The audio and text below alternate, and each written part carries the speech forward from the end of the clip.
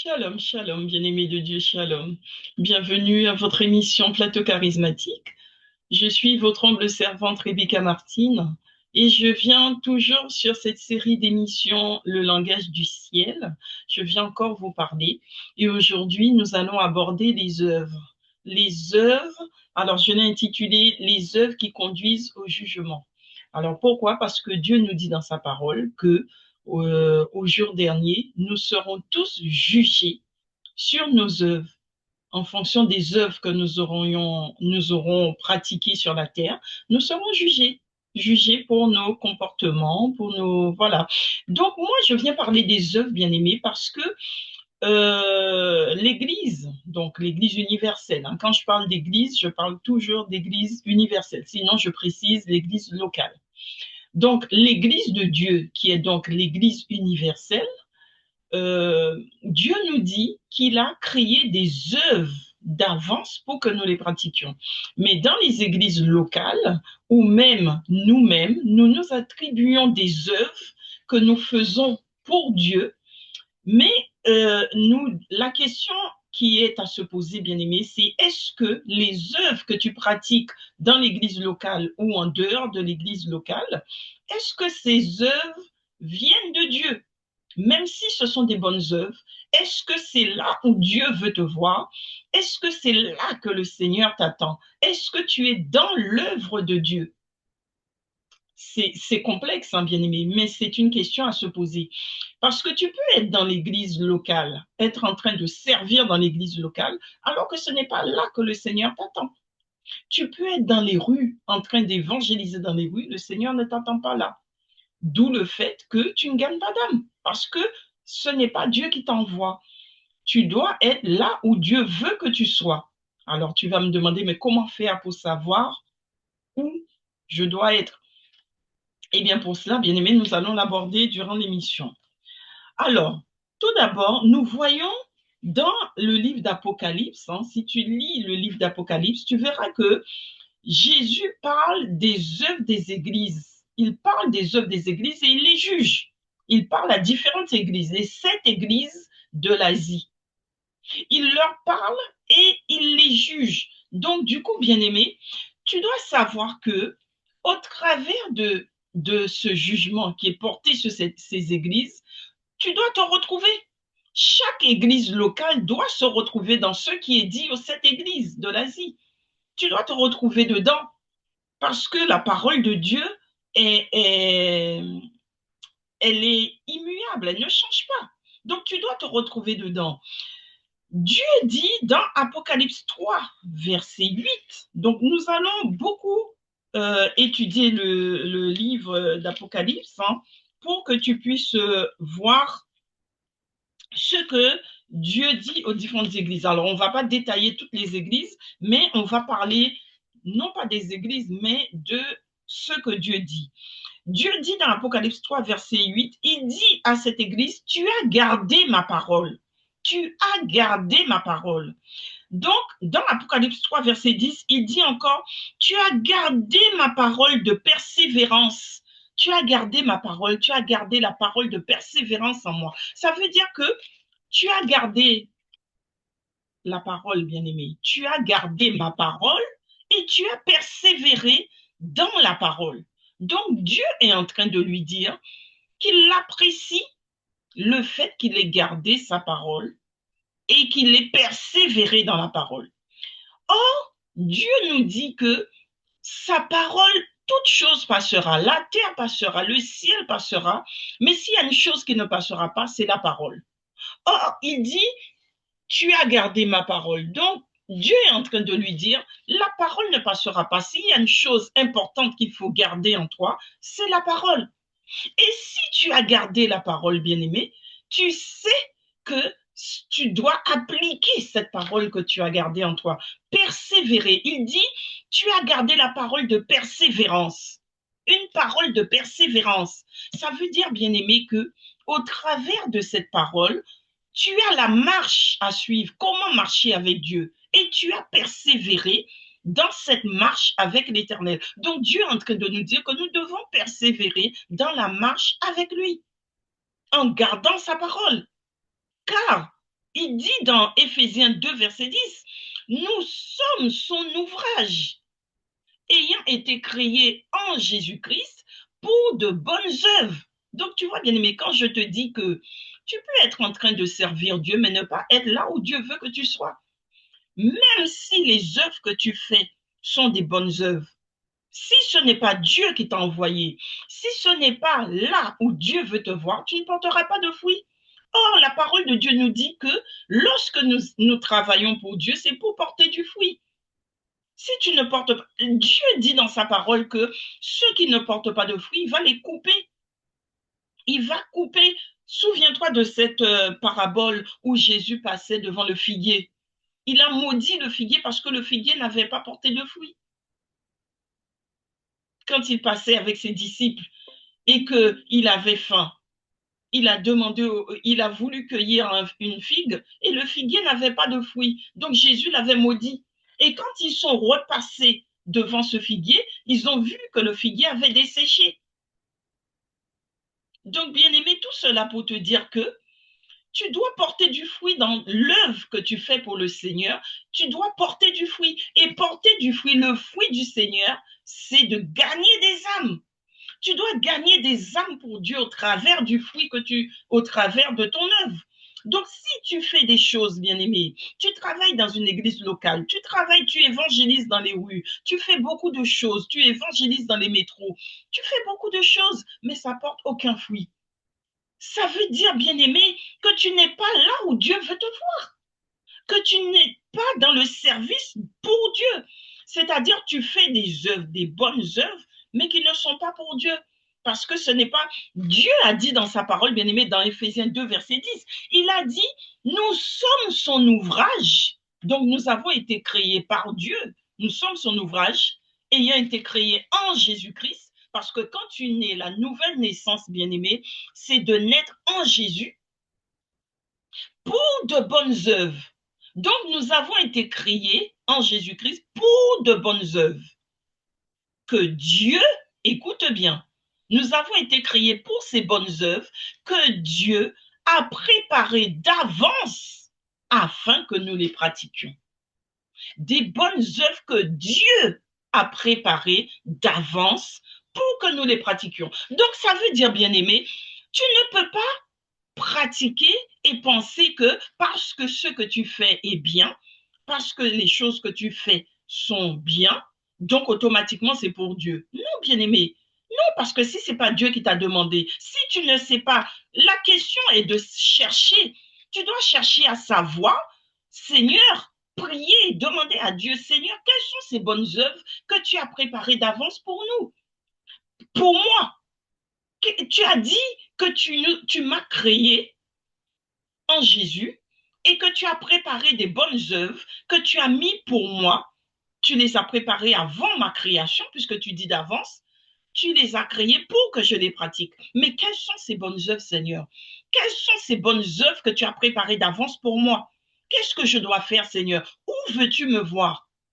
Ce sont des questions, bien-aimées, que tu dois te poser en tant que chrétien, de savoir quelles sont ces œuvres que Dieu a préparées d'avance pour toi. Parce que si tu te mets à multiplier des œuvres, tu seras dans l'occupationnel, tu multiplies des œuvres, mais tu ne porteras pas de fruits. Malgré tes bonnes œuvres, tu ne porteras pas de fruits pour la simple et bonne raison que ce n'est pas Dieu qui t'envoie. Parce que lorsque Dieu t'envoie, bien-aimé, tu as la réussite. Quand c'est Dieu qui t'envoie, automatiquement, tu vas gagner des âmes. Non pas parce que toi, tu es quelqu'un de fort, parce que tu es quelqu'un qui parle bien, parce que tu es quelqu'un qui fait tout bien. Non, parce que Dieu a déjà touché ces cœurs pour que tu les gagnes. Donc, tu vas gagner ces cœurs. Parce que lorsque Dieu t'envoie, il prépare le terrain. Là où il t'envoie, c'est un terrain préparé. Donc, du coup, Dieu sait déjà ce que toi, tu ne sais pas. Dieu sait quelles sont les âmes qui seront gagnées sur ce terrain-là.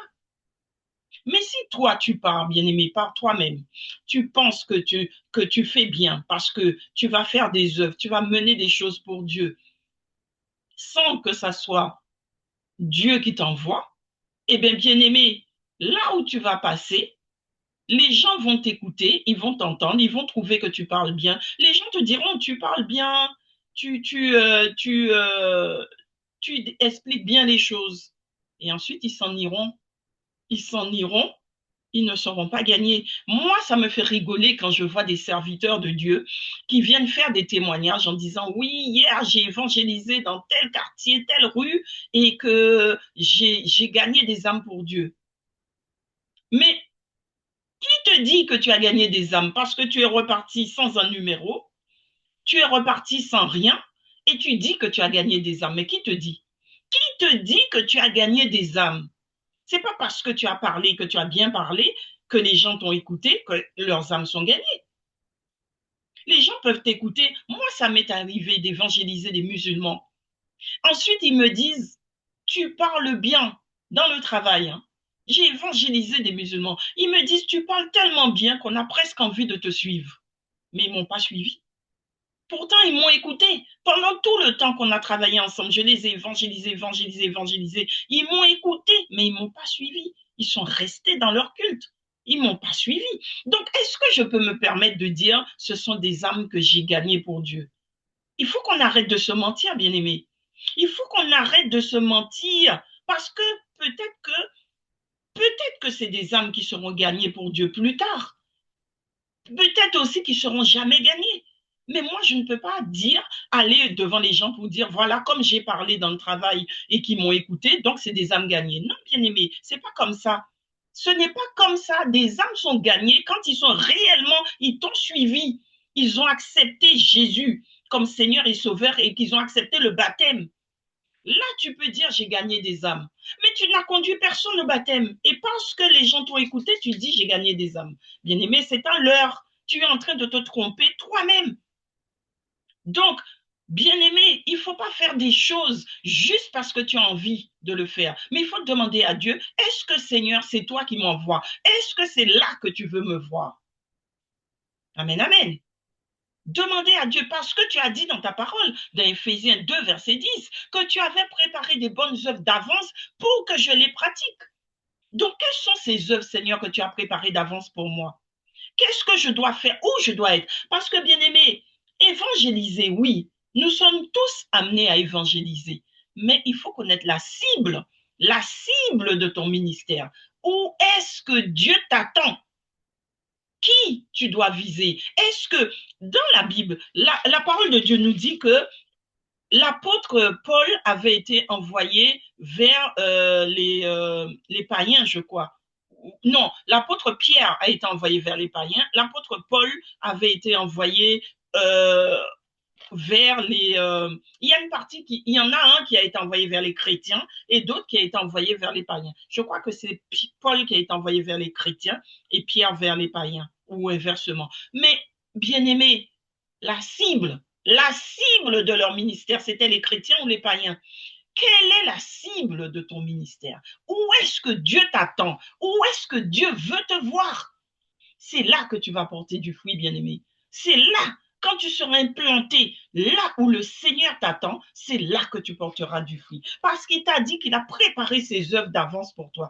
Ça veut dire quand tu vas aller là où il t'attend, là où il t'envoie, parce que c'est Dieu qui envoie. Quand tu iras là où Dieu t'envoie, automatiquement tu porteras du fruit.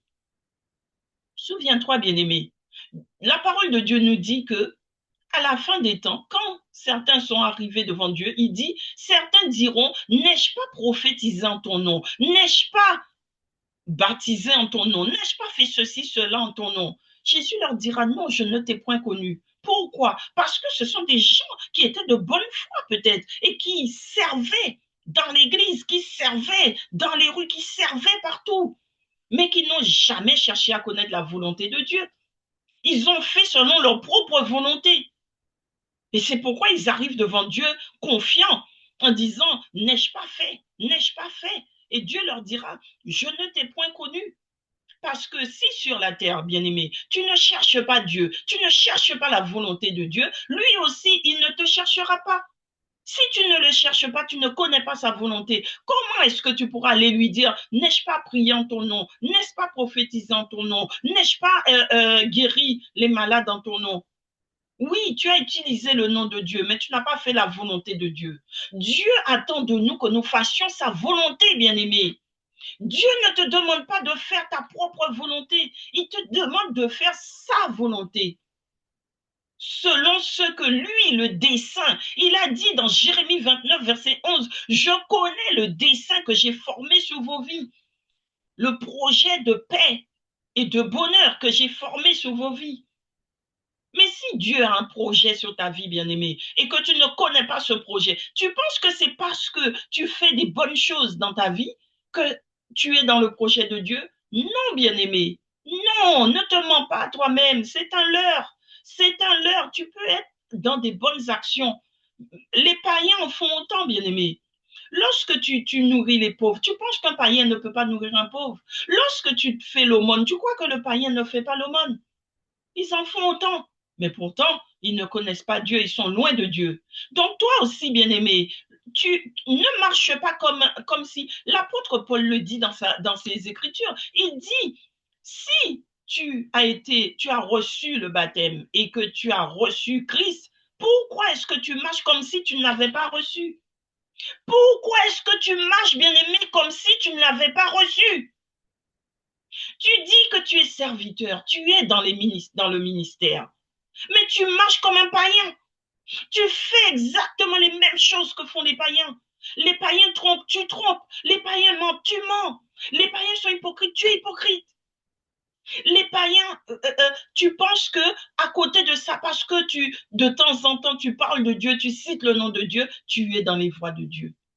Tu penses que parce que de temps en temps, tu fais l'aumône, tu fais une bonne action, tu es dans les voies de Dieu. Non, bien-aimé, bien-aimé, bien-aimé, je t'en conjure, je t'en supplie.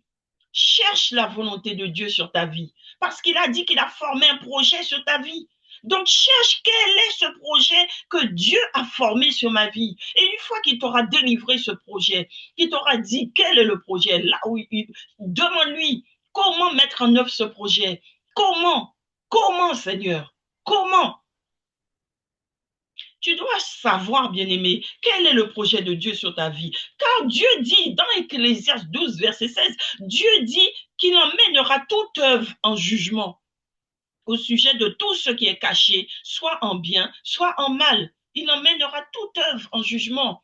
Il dit encore dans sa parole que lorsque il passera tes œuvres au feu, tes œuvres passeront au feu.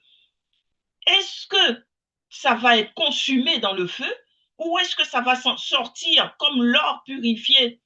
Tes œuvres passeront dans le feu pour être purifiées. Si ton œuvre est mauvaise, eh bien, automatiquement, ça va être consumé dans le feu. Mais si c'est une bonne œuvre, elle va sortir purifiée. La scorie sortira et ça sortira purifié. Mais bien aimé, pour que tu sois dans une bonne œuvre devant l'Éternel, il faut que tu sois dans ce que Dieu attend de toi. Dieu appelle ceux qui ne font pas sa volonté, il les appelle des rebelles. Dieu les appelle des rebelles. Quand tu n'es pas dans la volonté de Dieu, tu es rebelle. Les justes, ce sont ceux qui font la volonté de Dieu. Ceux que Dieu a reconnus comme étant ses enfants et qui font sa volonté. Mais le rebelle, c'est celui qui ne fait pas la volonté de Dieu. Donc, bien-aimé, tu peux être dans des bonnes œuvres, mais tu n'es pas dans la volonté de Dieu. Il t'a dit qu'il emmènera toute œuvre en jugement, que ce soit des bonnes œuvres ou des mauvaises œuvres. Parce qu'il t'a dit que nous devons tous comparaître dans le tribunal de Jésus-Christ afin que chacun reçoive selon le bien ou le mal qu'il aura fait, étant dans son corps. Étant dans ton corps, c'est là que tu dois produire le bien et le mal pour ton futur, pour que tu puisses aller dans ton éternité. Tu dois déjà voir dans ton présent, dans ton corps, étant vivant dans ton corps, c'est là que tu dois manifester le bien pour aller dans l'éternité. Parce que si, bien-aimé, tu dis que tu es chrétien, que tu es des fois dans les 5 ministères, que tu sois ou non dans le ministère, mais que tu œuvres pour Dieu, mais que les œuvres que tu fais, bien-aimé, ne sont pas là, dans la volonté de Dieu, c'est-à-dire ce n'est pas Dieu qui t'envoie, tu n'as pas cherché sa volonté, tu as marché toute ta vie dans des œuvres, mais sans jamais chercher la volonté de Dieu.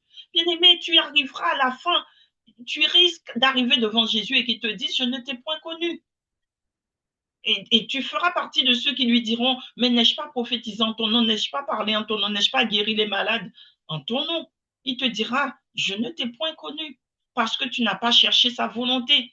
Tu as fait ta propre volonté. Oui, ce que tu as fait est bien, mais c'était ta volonté. Et comme tu étais dans ta propre volonté et non dans la volonté de Dieu, tu n'as pas gagné d'âme. Tu as peut-être touché des gens, les gens ont trouvé que tu parlais bien, tu as reçu des fleurs, tu as reçu, les gens t'ont félicité, les gens t'ont mis des likes sur les réseaux sociaux, on t'a mis des likes, on t'a mis des commentaires, on t'a honoré toi. Mais Dieu n'a pas été honoré dans ton œuvre. C'est toi-même qui as été honoré. C'est toi-même qui as récupéré tes fleurs. La gloire était sur toi parce que tu étais dans ta volonté. Bien-aimé, quand tu es dans la volonté de Dieu, la gloire est pour Dieu. Dieu a dit qu'il ne donne pas sa gloire à un autre parce qu'il est un Dieu jaloux. Donc, si la gloire est sur toi, bien-aimé, et que les gens te félicitent, tu parles bien, tu fais bien les choses, et qu'on te met des commentaires que pour toi, bien-aimé, la gloire ne monte pas. Tu n'es pas dans la volonté de Dieu. Parce que quand tu es dans la volonté de Dieu, tu dois gagner des âmes. Et quand tu gagnes des âmes pour Dieu, ça veut dire que les gens doivent se convertir au travers de ce que tu as dit, au travers de ce que tu as fait. Les gens doivent se convertir. Tu dois avoir des témoignages de gens qui se sont convertis. Mais toi, tu n'as aucun témoignage, tu n'as aucun retour et tu penses que tu as gagné des âmes. Tu es dans le leurre. Tu te leurres toi-même. La parole de Dieu dit encore, mes frères, que sert-il à quelqu'un de dire qu'il a la foi s'il n'a pas les œuvres? La foi peut être sauvée. Et ça, bien aimé, c'est Jacques qui le dit dans le livre de Jacques, Jacques 2, verset 14. Euh, il dit, mes frères, que sert-il à quelqu'un de dire qu'il a la foi s'il n'a pas les œuvres? Parce que la parole de Dieu dit que nous ne sommes pas sauvés par les œuvres. Oui, pour que tu ne crois pas que les œuvres que tu es en train de mener vont te sauver. C'est pourquoi l'apôtre Paul, je crois, a précisé que nous ne sommes pas sauvés par les œuvres, mais par la foi. L'apôtre Paul a dit, nous ne sommes pas sauvés par les œuvres, mais par la foi. Et ça vient expliquer tout ce que je viens de te dire, à savoir que tu peux avoir de bonnes œuvres, mais si ce ne sont pas des œuvres inscrites dans la volonté de Dieu, bien aimé, tu ne seras pas sauvé. Parce que tu dois faire les œuvres que Dieu a préparées d'avance pour toi. Tu dois faire ce que Dieu te demande de faire et non pas ce que tu veux faire. C'est pourquoi l'apôtre Paul a dit, nous ne sommes pas sauvés par les œuvres, mais par la foi. Parce que ta foi doit te conduire à produire des œuvres que Dieu a préparées pour toi. Ta foi t'emmène dans les œuvres que Dieu a préparées. Parce que tu as la foi, tu fais confiance à Dieu, tu crois en lui et tu exerces ce que lui te demande d'exercer. C'est ça la foi, bien-aimé, la vraie foi. C'est de faire ce que Dieu te demande de faire et non pas ce que tu veux faire. Amen, amen. Donc, c'est pourquoi l'apôtre Jacques dit, que sert-il à quelqu'un de dire qu'il a la foi s'il n'a pas les œuvres? Et les œuvres dont parle l'apôtre Jacques ici, bien-aimé, ce sont les œuvres que Dieu a créées d'avance pour que nous les pratiquions, qui est écrit dans Éphésiens 2,10, dont l'apôtre Paul, qui a dit que nous ne sommes pas sauvés par les œuvres, dit, précise, des œuvres préparées d'avance par Dieu pour que nous les pratiquions. Et l'apôtre Jacques vient te le préciser. À quoi sert-il de dire que tu as la foi si tu n'as pas les œuvres, mais les œuvres que Dieu a préparées d'avance pour toi, bien-aimé? Il te dit, est-ce que ta foi peut te sauver? Dire simplement j'ai la foi et puis faire comme tu veux, faire ta volonté, ta propre volonté, est-ce que ça va te sauver? Ça ne te sauvera pas, bien-aimé, parce que Dieu nous a envoyés sur la terre pour que nous puissions faire sa volonté, pour que nous sommes des soldats de Christ. Et il nous a envoyés sur la terre pour que nous puissions combattre les puissances ennemies. C'est pourquoi il t'a dit que tu n'as pas à lutter contre la chair et le sang, mais contre les dominations, contre les autorités, contre les puissances, contre les esprits méchants des lieux célestes. Amen, amen. Donc, pour lutter contre ça, bien-aimé, des esprits des dominations, tout ce que tu ne vois pas, parce que là, on est dans l'invisible, tu ne vois pas ces choses-là. Pour pouvoir lutter contre ça, tu dois être dans les œuvres de Dieu, parce que Dieu voit ce que toi, tu ne peux pas voir. C'est pourquoi il a dit, les choses cachées sont pour lui, et les choses révélées sont pour nous et nos enfants. Donc, quand Dieu te révèle quelque chose, tu peux aller combattre contre cette chose. Mais si Dieu ne t'a pas révélé, tu ne sais pas. Comment tu peux combattre ce que tu ne connais pas? Tu peux combattre que ce que Dieu t'a révélé. C'est ainsi que, bien-aimé, tu peux aussi gagner des âmes là où Dieu t'envoie. Parce que nous sommes dans une guerre, mais une guerre invisible. Nous sommes dans un combat, nous sommes des soldats de Christ. Et lorsque Dieu t'envoie en bataille, il t'envoie, c'est pour que tu aies la victoire. Mais si tu vas combattre sans Christ, sans que ce soit lui qui t'envoie, eh bien, tu n'auras pas la victoire, bien-aimé. Tu penses que tu gagnes des âmes, mais tu n'en gagnes pas. Parce que ce n'est pas Dieu qui t'envoie. Tu n'es pas là où Dieu veut te voir. Amen, amen. Donc, bien-aimé, fais attention à ça. Interroge Dieu pour savoir quelles sont les œuvres quelle est la cible de ton ministère. Quelle est la cible? La cible de ton ministère, ce sont les personnes que tu dois gagner pour Christ. Qui, Seigneur? Qui sont ces gens que tu as mis de côté pour moi? Parce que nous tous, bien-aimés, en tant que serviteurs et servantes de l'Éternel, nous avons un certain nombre d'âmes que nous devons gagner pour Christ. Mais Dieu, il est le seul à savoir quelles sont les âmes qu'il a préparées pour nous, pour que nous les gagnions. C'est lui seul qui sait où se trouvent ces âmes que nous devons gagner.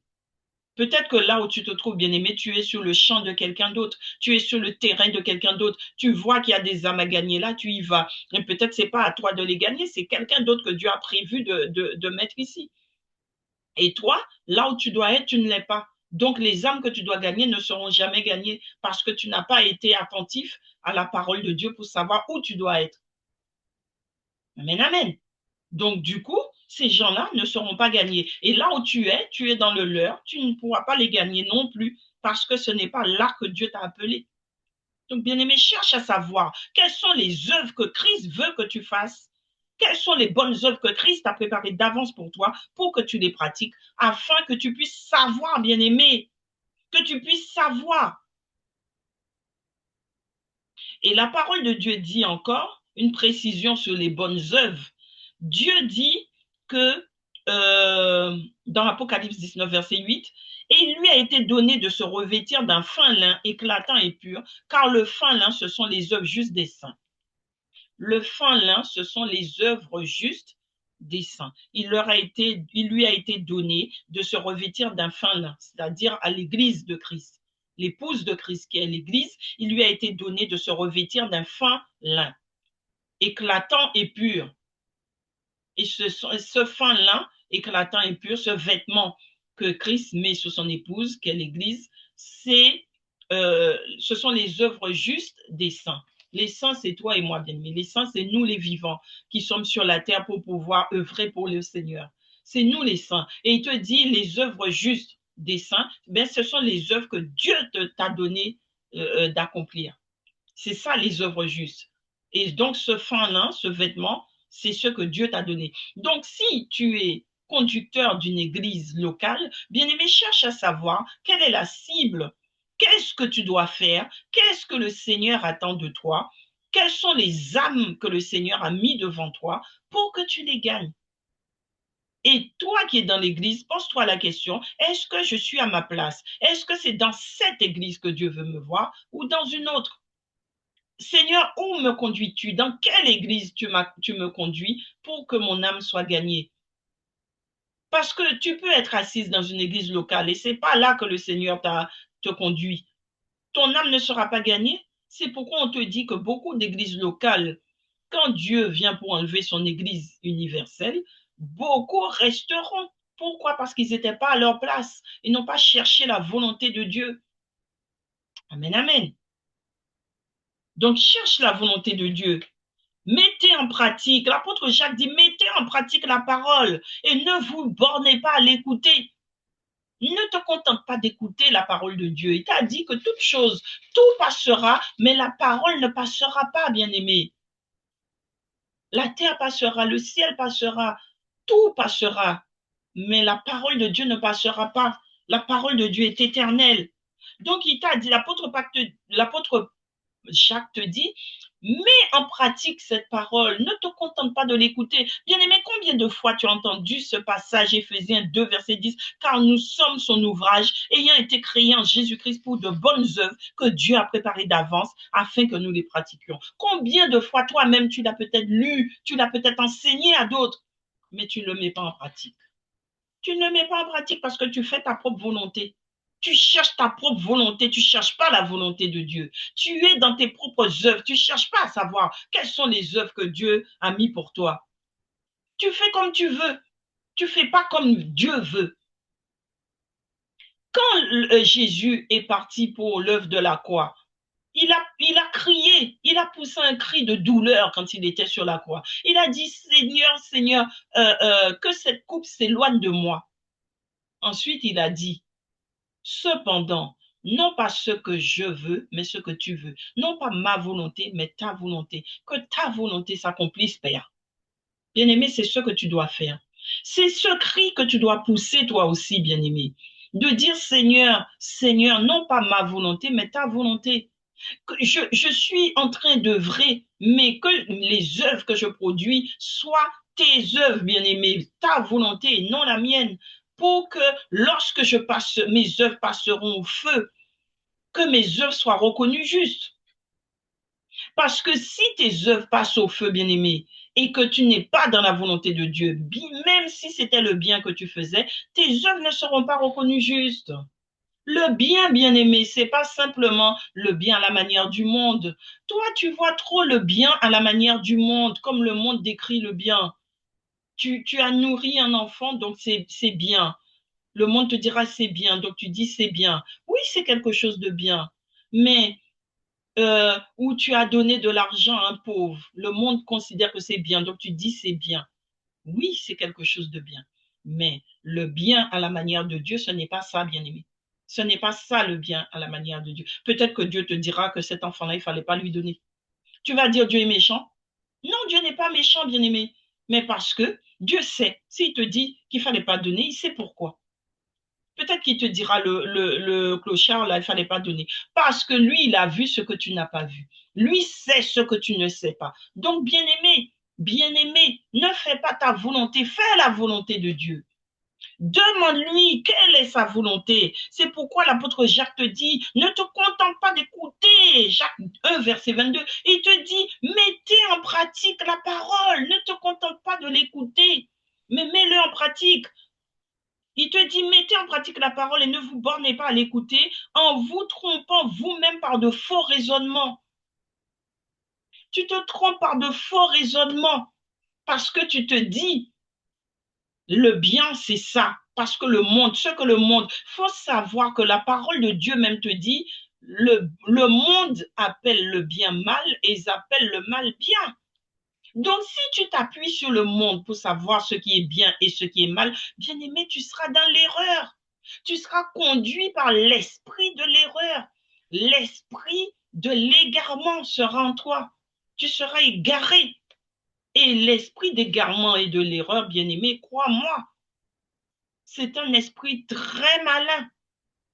Il saura te mettre devant tes yeux des œuvres pour te dire, non, tu es dans le bien, ce que tu fais est bien, alors que tu n'es pas dans l'œuvre de Dieu. Tu es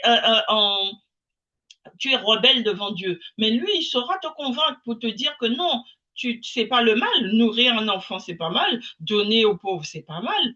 Il saura te convaincre de ça, bien-aimé. Et tu croiras être dans le vrai alors que tu te trompes toi-même. Tu es dans le leurre, comme je dis. Tu es en train de te leurrer.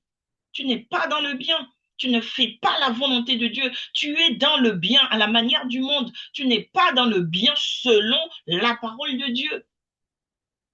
Le bien selon Dieu, c'est la justice et le droit selon la parole de Dieu qui est décrit dans la parole de Dieu. Le bien selon Dieu est décrit dans sa parole. Il ne faut pas faire le bien selon ce que le monde appelle bien. Il faut le faire selon les saintes écritures, ce que Dieu appelle bien. Car Jacques, toujours dans Jacques 3, verset 16, il te dit, car là où il y a un zèle amer, c'est-à-dire l'envie, le zèle amer, c'est l'envie. Tu envies les autres, tu vois les autres faire, tu veux faire. Tu veux faire comme tout le monde.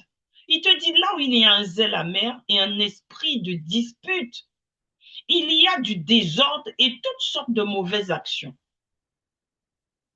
Là où il y a le zèle amer, il y a un esprit de dispute et il y a toutes sortes de mauvaises actions, de mauvaises œuvres.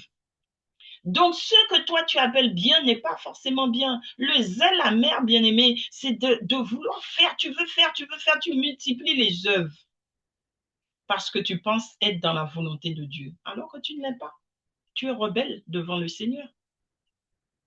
Alors, fais attention, bien aimé. Fais attention. C'est pourquoi l'apôtre Paul disait qu'il ne faut pas nommer quelqu'un qui a un zèle amer, les nouveaux convertis. Il disait de ne pas nommer les nouveaux convertis à l'église parce qu'ils ont un zèle amer. Les nouveaux convertis qui ont un zèle amer, ça veut dire, le zèle amer, bien aimé, c'est l'envie. Tu envies les autres. Tu vois les autres réussir, tu veux réussir aussi. Tu vois les autres faire, tu veux faire, mais sans passer par le chemin de croix par où ils sont passés. C'est ça le zèle amer. C'est pourquoi l'apôtre Paul disait de ne pas mettre à l'église, à la tête de l'église, un nouveau converti. Parce que le nouveau converti a un zèle amer. Il veut réussir tout de suite parce qu'il voit les autres réussir. Mais il ne sait pas par quel chemin les autres sont passés pour obtenir leur réussite. Donc, c'est ça le zèle amer. Donc, il te dit, là où il y a le zèle amer, il y aura toutes sortes de désordres. C'est pourquoi on a vu dans les églises, et que Christ est venu les reprendre, on a vu dans les églises toutes sortes de désordres. Il y avait toutes sortes de désordres parce qu'il y avait beaucoup de nouveaux convertis qui étaient dans l'église et qui occupaient des postes à responsabilité. Donc, on voit toutes sortes de désordres. Même aujourd'hui encore, tu vois ça dans les églises locales où il y a des nouveaux convertis qui occupent des postes importants et c'est le désordre total, c'est le chaos. Amen, amen. Donc, c'est pourquoi il te dit, fais attention, parce que là où il y a ce zèle amer, il y aura le désordre. Il te dit, et c'est lié à leurs actions, c'est toujours lié aux œuvres. Dans tout ce que je te dis là, tout est lié aux œuvres, aux actions, les actions que tu mènes, tes œuvres. Amen, amen. Parce que n'oublie pas, nous sommes l'ouvrage de Dieu. La Bible te dit que le monde passe, sa convoitise aussi, bien-aimé. 1 Jean 2, verset 17, il te dit, le monde passe et sa convoitise, la convoitise aussi va passer, mais celui qui fait la volonté de Dieu demeure éternellement. Le monde passe et sa convoitise. Ça veut dire aujourd'hui, tu envies celui-là parce que tu le vois réussir.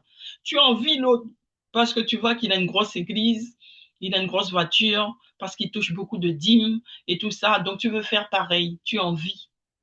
Tu as un zèle amer, tu l'envies. Mais il faut te dire, cette convoitise-là va passer. Tout ça va passer. Mais si toi, bien-aimé, tu es dans les œuvres de Dieu, tu fais la volonté de Dieu, tu vas demeurer éternellement. Ça veut dire que non seulement tu vas dès ce monde, parce que Christ a dit, celui qui aura quitté père, mère, enfant, famille, pour le suivre, obtiendra non seulement dans ce monde la bénédiction, mais jusque dans l'autre. Donc, ça veut dire, bien aimé, que celui qui fait la volonté de Dieu, c'est-à-dire qui est dans les œuvres que Dieu a préparées d'avance pour lui, celui-là aura enfant, femme, maison, toutes sortes de choses, toutes bénédictions dès la terre et jusque dans le ciel, jusqu'à son éternité, il sera béni. Il sera béni. Mais il t'a dit, depuis la terre, tu seras béni. Pourquoi? Parce que tu es dans les voies de Dieu. Il t'a dit, tu vas demeurer éternellement. Pourquoi tu vas demeurer éternellement? Parce que si tu accomplis les œuvres de Dieu, bien-aimé, ça veut dire Christ est en toi. C'est lui, le Christ qui est en toi, qui te fait accomplir ses œuvres. Donc, si Christ est en toi, tu demeures éternellement. Parce que tu demeures en Christ et Christ demeure en toi. Toi en Christ, Christ en toi, vous ne formez plus qu'un. Et si tu formes un avec Christ et que tu fais la volonté de Christ, eh bien, tu vas demeurer éternellement. Il t'a dit, 1 Jean 2, verset 17.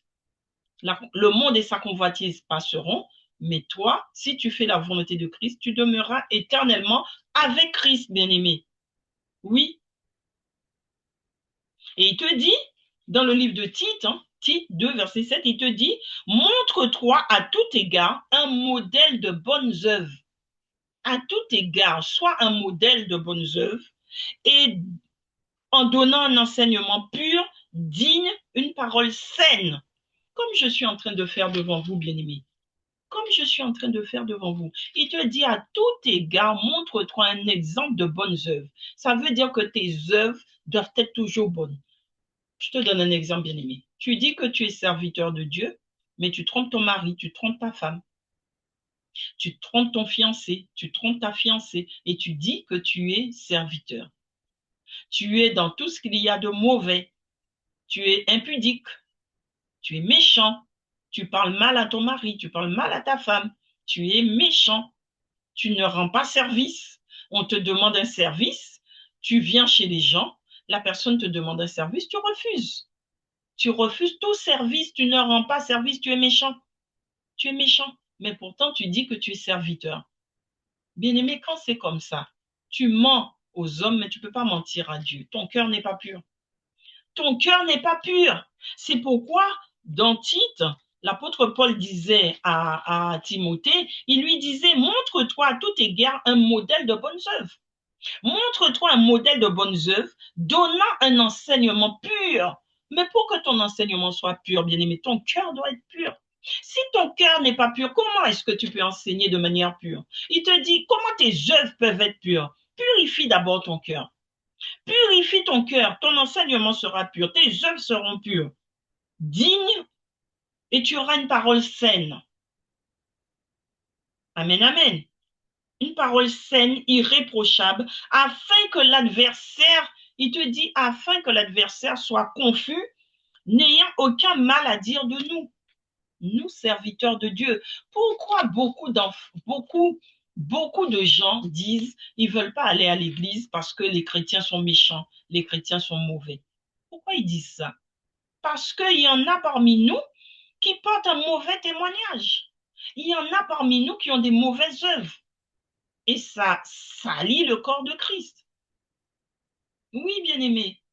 Il y en a qui font bonne mine, qui vont se montrer comme des bons serviteurs, alors que dans le secret, ils ont des mauvaises œuvres. C'est pourquoi beaucoup de chrétiens, j'aime beaucoup parler des relations hommes-femmes, des relations sentimentales, parce que c'est là-dedans que beaucoup se dévoilent. Ils viennent avec un beau visage, gens qui sont serviteurs de Dieu, servantes de Dieu, et en fait, ils se servent de ce titre pour pouvoir tromper. Il y a des hommes qui utilisent leur statut de serviteur de Dieu pour tromper les femmes. Et vice-versa, des femmes qui se servent de leur statut pour tromper des hommes. Donc, bien-aimé, ce n'est pas bien. Ça veut dire que ton cœur n'est pas pur. Déjà, dès que quand tu approches quelqu'un, tu as déjà en tête de tromper la personne, c'est que ton cœur n'est pas pur. Celui qui a le cœur pur agira toujours avec une bonne intelligence et des bonnes œuvres, des bonnes actions envers l'autre. Amen, amen. Donc, bien-aimé, fais attention à ton attitude, aux œuvres que tu poses. Est-ce que ce sont des œuvres mandatées par Dieu ou est-ce que ce sont des œuvres mandatées par ton propre cœur, par ta propre pensée?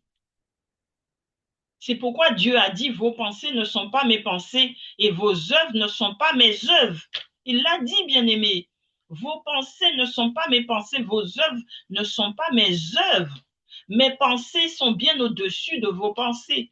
Dieu l'a dit, bien-aimé, dans sa parole. C'est pour te dire, si Christ s'est permis de venir juger les églises, tu crois que c'est juste pour le plaisir qu'il les a jugés, qu'il a jugé leurs œuvres? Quand il dit, voilà ce que j'ai à te reprocher, voici tes œuvres, dans toutes les églises. Quand tu vas lire l'Apocalypse, je t'invite à aller le lire. Tous les premiers livres où Christ est en train de juger les églises. Tu verras, bien-aimé, qu'il dit, voici tes œuvres. Il ne dit pas voici les œuvres, il dit tes œuvres. Donc, ça veut dire ce sont des œuvres que toi, tu t'es octroyées. Voici tes œuvres et voici ce que j'ai à te reprocher. d'après tes œuvres. Bien-aimé, je ne l'invente pas, hein, c'est écrit dans la parole de Dieu. Hein. Je suis en train de te parler des Saintes Écritures, bien-aimé. Hein. C'est écrit dedans, tu peux aller vérifier toutes les sources de ce que j'avance. Il dit, voici tes œuvres et voici ce que j'ai à te reprocher. Mais bien-aimé, pour que l'adversaire soit confus, il faut que tu aies des œuvres de Dieu et pas tes propres œuvres pour qu'il soit confus. Et il faut aussi que tu aies une bonne attitude, que tu marches selon la justice et la droiture, parce que la justice et la droiture sont la base du trône de Dieu. Marche dans la justice, marche dans la droiture. Mais la justice et la droiture, ça se vérifie où? Selon la parole de Dieu. N'oublie pas, c'est le sens de Dieu qui donne le sens à l'homme et pas l'inverse. Le sens de Dieu, ça veut dire que tu dois marcher dans la direction de Dieu pour savoir dans quelle direction marcher, tu dois connaître la direction de Dieu. Donc, tu dois connaître le droit et la justice de Dieu pour pouvoir l'appliquer. Si tu n'as pas lu la parole, tu ne baignes pas dans la parole, tu n'es pas dans la méditation de la parole, comment est-ce que tu peux marcher selon le sens de Dieu? Tu dois appliquer ce que tu lis. Tu dois marcher selon le sens de la parole, appliquer la parole. Dieu a dit dans Tite 2, verset 14, il dit que nous sommes un peuple qui lui appartient, purifié par lui et zélé pour les bonnes œuvres. Un peuple qui appartient à Dieu, purifié par Dieu pour les bonnes œuvres que Dieu a préparées d'avance pour nous dans Éphésiens 2, 10. Amen, amen. Il te dit encore que tes œuvres, il dit dans Jean 3, verset 19, Dieu dit à l'homme, tes œuvres étaient mauvaises avant que Dieu ne vienne nous sauver, avant qu'il ne vienne mourir à la croix pour nous. Il dit, tes œuvres étaient mauvaises. Nos œuvres étaient mauvaises. Mais si toi, bien-aimé, tu as accepté Christ comme Seigneur et Sauveur et que tu continues à pratiquer les mêmes œuvres, tu ne cherches pas la volonté de Dieu, tu ne rentres pas dans la volonté de Christ pour savoir quelles sont les œuvres qu'il a pour toi. Tu es toujours dans les mêmes pensées, les mêmes discours. Mais bien-aimé, il y a un problème. Avant que tu ne sois converti et après ta conversion, tu es toujours pareil. Tu n'as pas changé. Donc, ça veut dire que tu n'appliques pas les œuvres de Dieu, mais tu appliques ce que toi tu veux. Apocalypse 3, 19 dit encore, non, c'était Jean 3, 19 hein, qui dit aux hommes, tes œuvres sont mauvaises. Dieu nous dit dans Apocalypse 3, 19, je reprends, je châtie tous ceux que j'aime. Il le dit encore dans Hébreux 12, verset 6. Il dit, je reprends, je corrige, je châtie tous ceux que j'aime.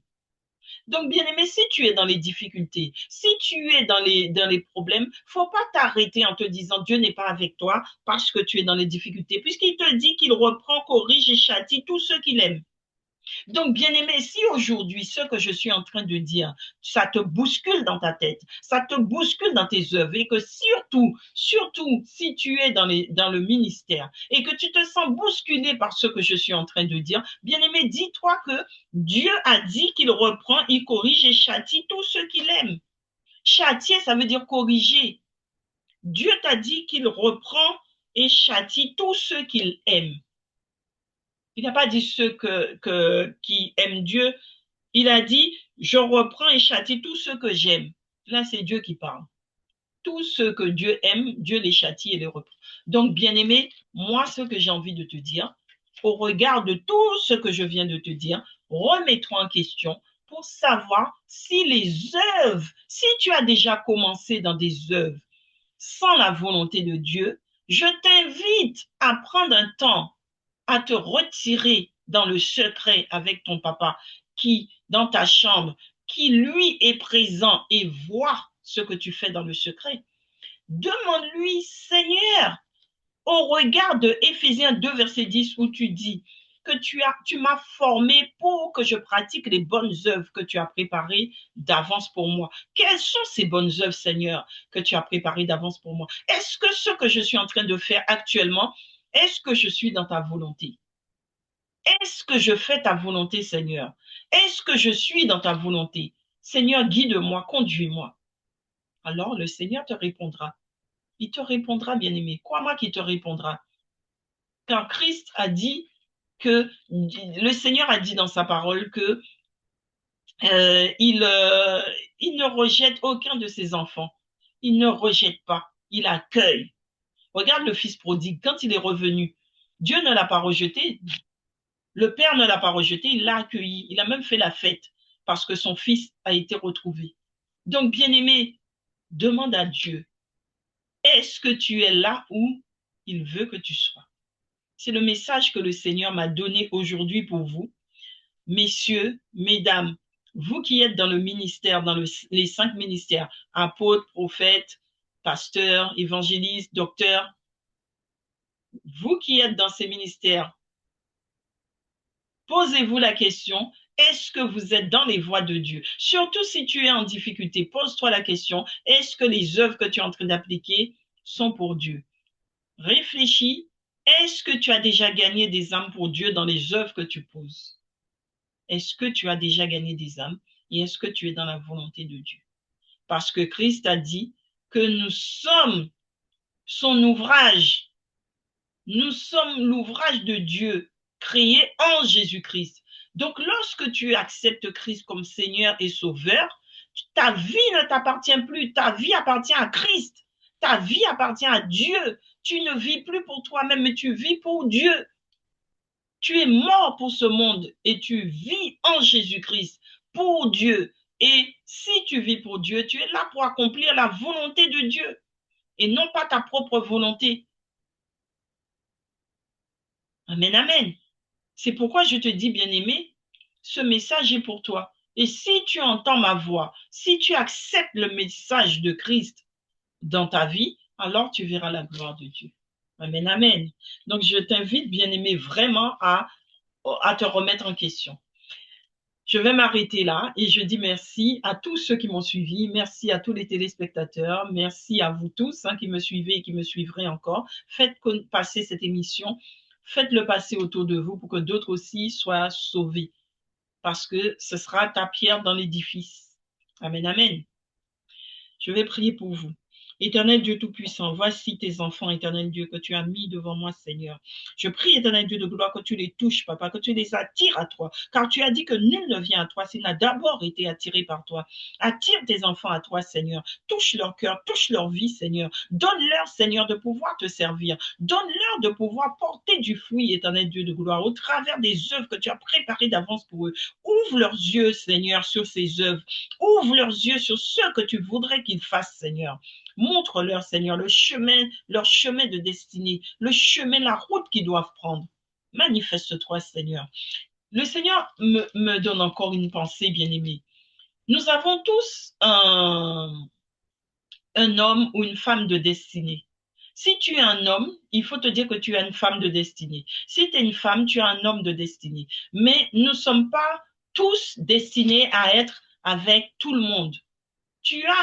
Si pour l'œuvre que Dieu a prévue pour toi, il a mis sur ta route un homme ou une femme de destinée qui doit cheminer avec toi pour pouvoir pratiquer ces œuvres qu'il a préparées d'avance pour toi. Mais pour connaître cet homme et cette femme de destinée, tu dois encore passer par Dieu, bien-aimé, pour savoir qui est cette personne que Dieu a mis sur ta route pour que tu rentres dans cette destinée. Si tu n'es pas avec la bonne personne, bien-aimé, tu peux être dans l'œuvre, mais tu n'es pas avec la bonne personne. Tu ne porteras pas le fruit exactement comme le Seigneur aurait voulu que tu le fasses. C'est pourquoi tu dois être malléable, tu dois te laisser guider, conduire par le Seigneur dans toute ta vie, dans toutes les dimensions de ta vie, que ce soit le mariage, que ça soit le ministère, pour que tu sois dans la volonté de Christ. Amen, amen. Je vous dis à très bientôt. Soyez bénis.